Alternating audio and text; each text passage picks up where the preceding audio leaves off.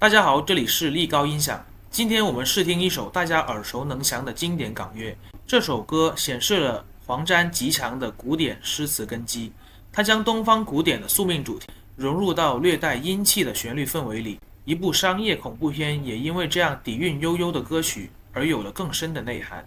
而张国荣浑厚磁性的中音，也将这首作品中那种历史沉淀完全的呈现出来。而事实上，这首作品最大的成功之处，就在于演鬼的主题之外，别有一番动天。丰富多变且浓厚的音乐色彩，在曲中体现得淋漓尽致。说到这里，相信大家已经猜到了，就是《倩女幽魂》。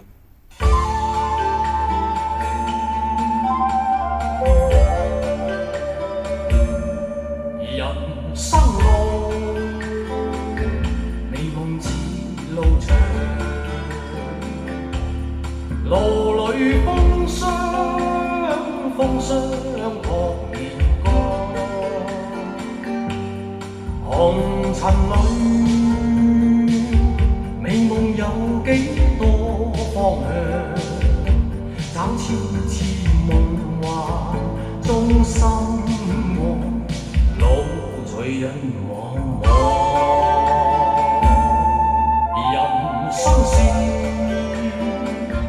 美夢如熱望，夢裏依稀有淚光。我從何